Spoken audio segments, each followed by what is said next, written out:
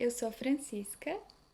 Olá, eu sou a Paula Lusa e nós somos alunas do curso de Letras Português e Literaturas de Língua Portuguesa da Universidade Federal de Santa Maria.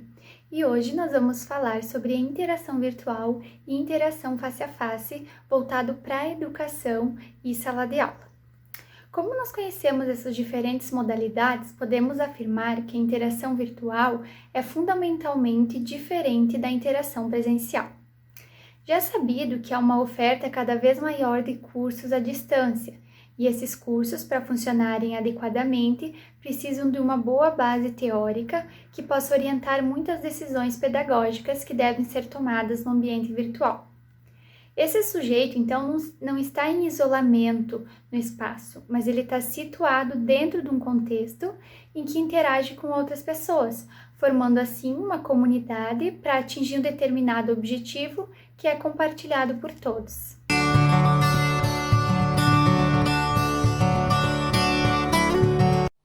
Na questão do conteúdo, então, é interessante pensar sobre o acesso a ele, que na sala de aula ocorre instantaneamente, podendo ser projetado, impresso, lido, explicado, e na EAD, em situação ideal, o aluno ele pode participar do curso a qualquer momento, comentando as mensagens dos colegas no fórum de discussões, lendo os trabalhos que eles estão submetendo nos portfólios, fazendo algumas das atividades previstas no curso, mas também tem uma dependência muito grande do computador, que traz questões como o acesso à internet, uma velocidade boa, um sistema que não trave e seja rápido. Além disso, é importante pensar no ambiente em que o aluno estará, que pode ser dividido com outras pessoas, o que nos identifica muito nesse momento de isolamento social, em que temos que assistir a aulas, gravar vídeos, podcasts, áudios e precisamos nos adaptar a horários que as pessoas estejam dormindo ou fora de casa, devido aos barulhos.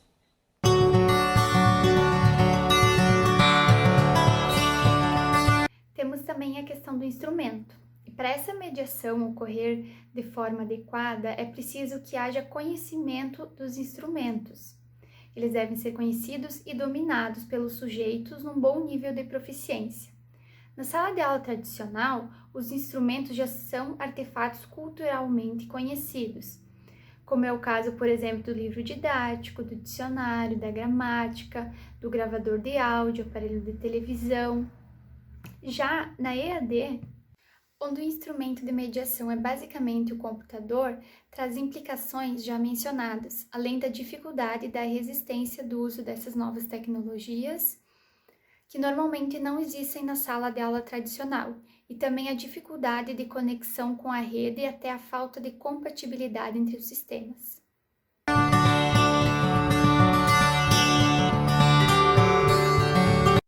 A interação aluno-aluno tem sido apresentada como um dos aspectos de maior diferença entre a aula presencial e a distância, devido à ausência do contato físico.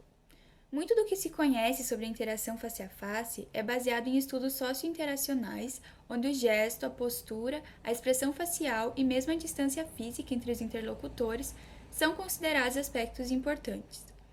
A maior diferença que existe entre a interação face a face e a interação virtual, partindo da perspectiva do aluno, é o fato de que na educação à distância o que acontece depende normalmente da iniciativa do aluno, enquanto que na aula presencial o aluno está sentado ao lado do colega e, querendo ou não, ele acaba interagindo com ele.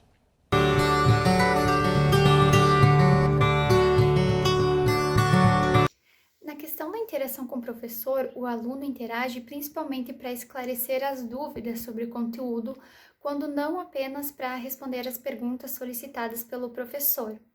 Já no ensino à distância, o papel desse professor é mais como um facilitador.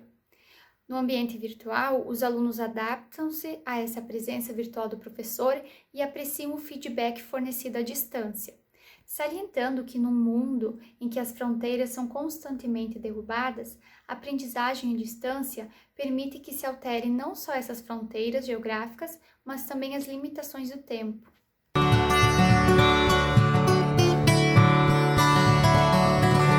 Atualmente, estamos tendo aulas virtuais em questão da pandemia, o que tem se revelado um grande desafio para nós que estávamos acostumados com a sala e os horários de aula presencial, pois com esse novo método ficamos sem uma rotina precisa, o que atrapalha no desenvolvimento das atividades de forma efetiva. A sala de aula está fazendo muita falta, principalmente em cadeiras que a explicação presencial do professor é essencial, pois as leituras de textos muitas vezes podem ser confusas, assim como os exercícios sem explicação.